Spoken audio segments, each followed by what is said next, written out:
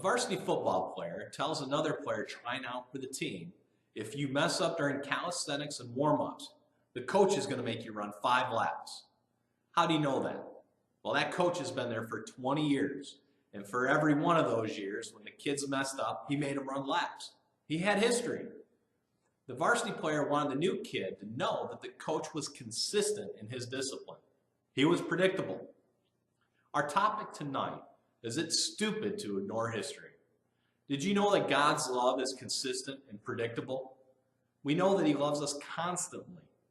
Did you know that Jesus is available to us 24/7? He loves us every single second of every day. It's predictable. Our group discussion this session is to answer these questions. In what ways is God predictable in your life? And how can history help us see temptation coming and how we can deal with it?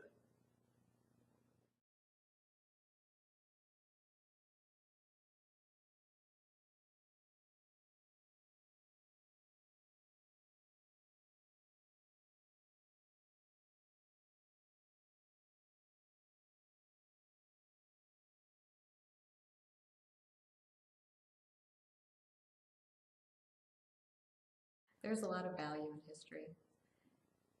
Oftentimes we can see ourselves in the story, but before we can see things rightly, we have to see ourselves in relation to God. He is our Creator, our Father, our Redeemer, and King. Proverbs 9:10 reads, "The fear of the Lord is the beginning of wisdom, and knowledge of the Holy One is understanding." We see the truth of this proverb unfold in the story of Nebuchadnezzar.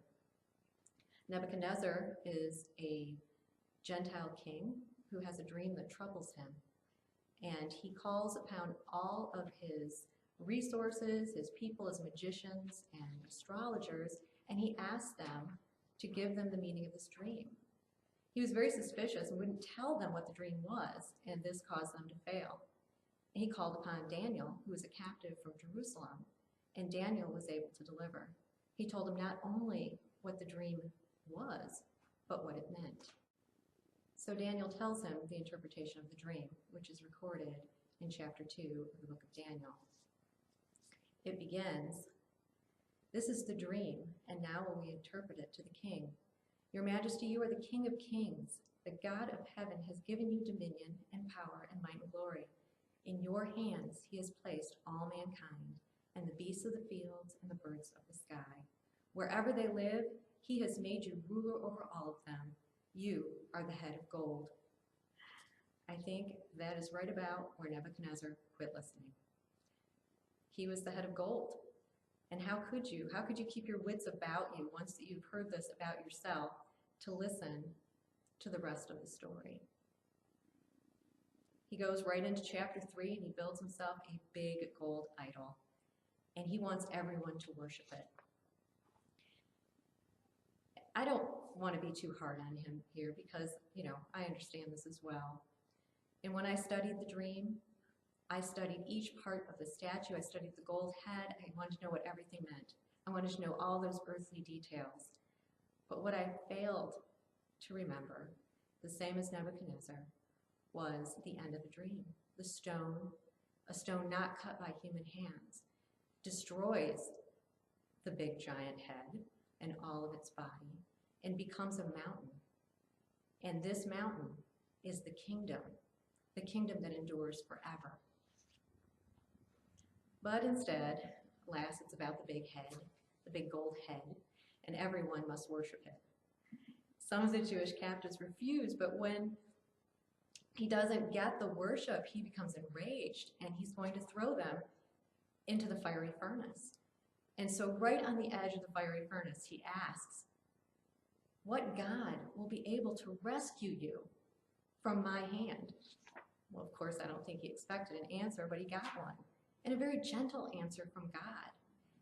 As they are in the fiery furnace, God's hand protects them from the heat, and Nebuchadnezzar calls them out, and he says, "Come out here." And as they come from the furnace unburned, he says, "No one No one should be allowed to speak against your God. And so he made a rule that no one was allowed to speak against their God. But God's lessons for Nebuchadnezzar didn't end there. He still didn't quite get it. So he had another dream, and he again calls on Daniel. And after explaining the meaning of that dream, Daniel pleads with him that Nebuchadnezzar should acknowledge that the God of heaven rules, change his ways, renounce his sins, and act accordingly. But Nebuchadnezzar does not. He is given a year to change his ways, and he does not. And after that, the consequences of his pride are terrible. He is reduced to a beast. He eats grass on the ground. He's lost his mind, and for 7 years he lives this way until he is humbled and God restores him. Nebuchadnezzar tells a story in chapter 4 of Daniel. It is his personal testimony, and it is not told in a flattering way. Nebuchadnezzar, by the end of his 7 years, is humble, and what he speaks of in chapter 4 is the stone. He does not speak of the statue. It's not even a thought. The big giant head is behind him, and what he speaks of now is the stone, not cut by hands, that turns into the mountain and grows into an everlasting kingdom. In his final words, in chapter 4, Nebuchadnezzar proclaims, "Now I, Nebuchadnezzar, praise and exalt and glorify the King of heaven, because everything he does is right and all his ways are just. And those who walk in pride, he is able to humble." Nebuchadnezzar embraces the relationship, the true relationship he has with God. God gives him hope for the future. He gives him the long view, because it's the stone not cut with human hands that he's now focusing on. We now know that the kingdom that would come came with the cornerstone, Jesus. And the kingdom around Nebuchadnezzar and around us might be mighty. It is earthly and mighty, but we must trust and live in the kingdom established by Christ, because it will endure forever.